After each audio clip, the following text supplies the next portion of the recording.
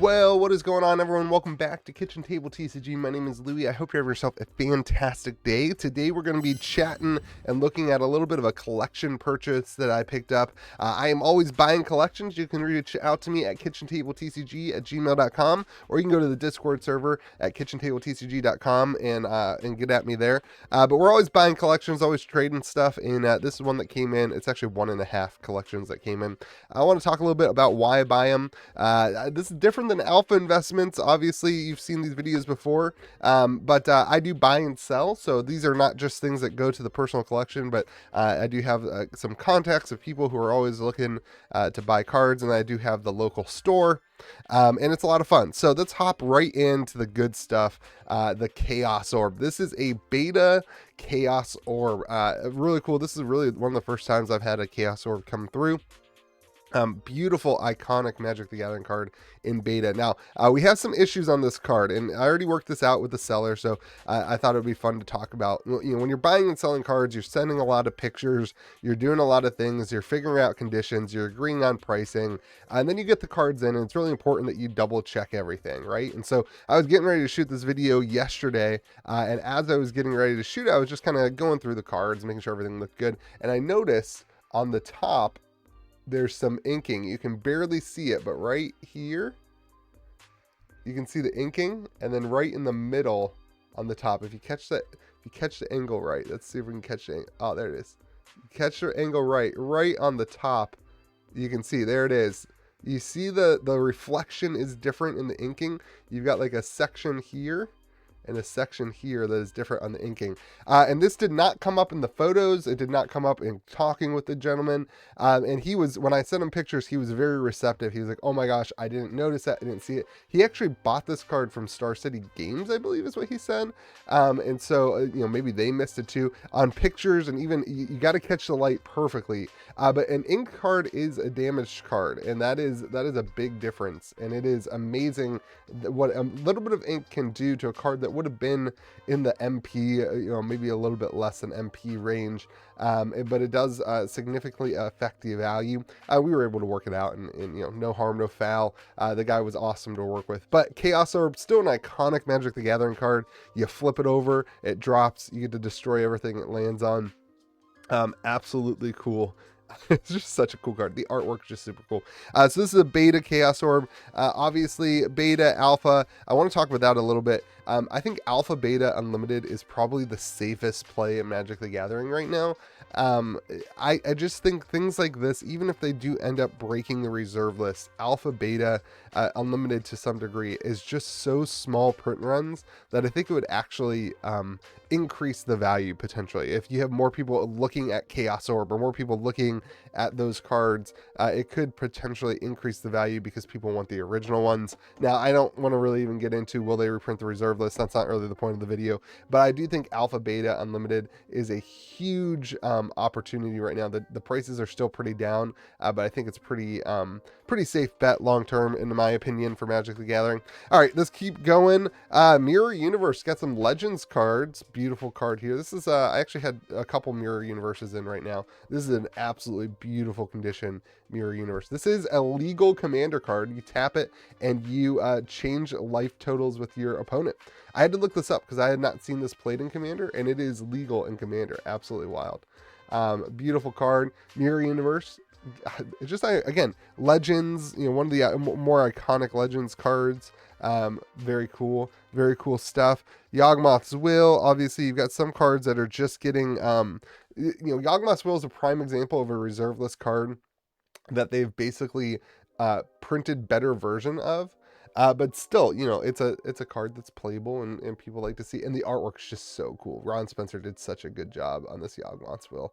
Absolutely iconic Magic the Gathering card. I run this in my commander decks. I know you can upgrade it and it can be better, but you can run this one. I don't even remember what the upgraded one is, but you can run both of them and it's fun. It's good stuff. Wheel of Fortune, absolutely minty condition Wheel of Fortune here. This is, so whenever I get a collection in, I always check, you know, do a green dot test on the back. This was the only one I was actually worried about because this thing is so fresh and so minty. I mean, look at that card. so fresh and so minty. But it is authentic. It is real. The green dot test, if you take a jeweler's loop and you put it on the green dot on the back of the card, there is a L, 4 dots that make an L, 4 red dots. If you see a bunch of red dots, that means that it is a fake card. The way that they print these, they're the only ones that can print with that green dot. So the L's on the green dot. So absolutely gorgeous Wheel of Fortune. Obviously, a lot of reserve list cards here. You've got the dual lands, always good to have in the store. Dual lands are things that, like, if I can get more of them, it's great. Like I just chalk up on the dual lands. Like, that's great because everyone wants them. And I think dual lands are one of the things, the most organic demand of any reserve list card, in my opinion, is the dual lands, because people want them, they play with them, they utilize them. And so I really believe in the organic demand of dual lands.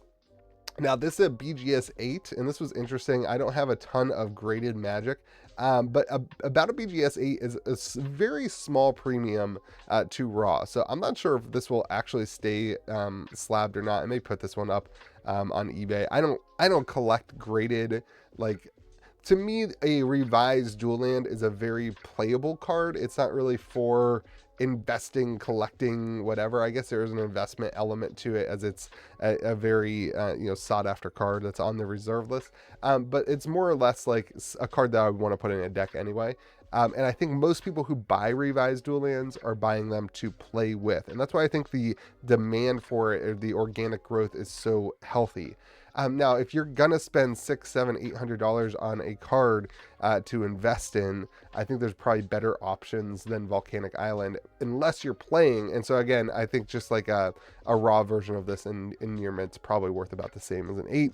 That's pretty cool. Obviously, we do a ton of singles, so even Jeweled Lotus, Mana Crypt, these aren't reserve list cards, but they are cards that move very, very quickly. They're cards that a lot of people want for their decks, so it's just a really great thing for the store. These are definitely things that I'll move these pretty quickly. The reserve list stuff, I usually tuck it away until somebody starts asking for something. I had a guy reach out to me.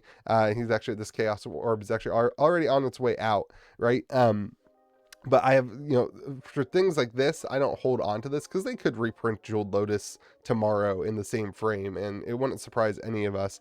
But the more kind of rarer things, like an Antiquities, Mishra's Factory, the snow version, not going to see a reprint. So this kind of stuff I'm fine with holding on and kind of hanging on to for the longer term until I'm working out a deal with somebody and they want to spend more money or whatever, and I can show them off some more cards, and then they pick these up. And typically on reserve lists, even now that things have dipped down so much, it's kind of like an idea that maybe these will go up in value over time as you wait for a buyer, a potential buyer, and you're not just like in a rush to sell them. And so this is a good offset to show you guys as a store, the stuff that you look at, like Mana Crypt, Jeweled Lotus. I'm excited to buy this because it's easy money. It's easy, it'll move very, very quickly. I don't have to search for a buyer. This kind of stuff, doesn't sit on the shelf very long. That's the easy money, but this is the more potential money, because this kind of has the opportunity. This one has an opportunity built into it, whereas this one has risk built into it. It's a good parallel for you. Reserve list cards have opportunity, whereas modern cards have risk, but these have faster sales rates, whereas these you might have to sit on longer. It's a good little difference for you. And then your OG Mana Vault. I mean, again, just iconic cards. These ones, they've reprinted this stuff. This one's, pretty down right now, but listen, I bought it down. So again, a card that will move pretty quickly. And then last but not least, this is another small collection, City in a Bottle, a card that, just aims towards the set collectors, the people who just like the art collecting, not seeing much play anywhere. But an absolutely gorgeous card. The artwork on that one is so cool. The perspective and the glare, I just think it's really cool. City in a Bottle, Drew Tucker, shout out, sorcery artist. So that's pretty cool. And then a Phyrexian Dreadnought. These cards, Phyrexian Dreadnought's a card that a lot of people want to see. a lot of people play with. So a lot of fun. Let me know what you think on the collection. I just want to give you guys some perspectives. Make sure you check your cards really well, put them under really good lights, and look for any inking that can significantly change the value of cards, especially when you're buying and selling and trading as often as I end up doing that. Make sure you're looking at the stuff, and make sure, in this situation, I just reached out to the seller and I was like, hey, we got a little bit of an issue. I'm not mad, I'm not upset, I'm not accusing you of anything, but a little bit of an issue. How do you want to move forward? How do you want to proceed? And he was completely, we handled it really well. It was handled very maturely. So it's really important that you make sure your communication is really good on that stuff, and that you communicate very quickly. You don't wait multiple days and that kind of thing. And then, just want to show you guys the difference between card types, right? Like things that the store is excited because it's fast moving, it's easy money, and things that the store is excited about because of the longevity of potential value increase. So let me know what you guys think in the comment section below. If you're looking to sell your collections, hit me up at KitchenTableTCG@gmail.com. You can also hop into our public Discord server at KitchenTableTCG.com, and you can get at me there. I hope you all have a great day. Be kind to the people around you. We'll see you again next video.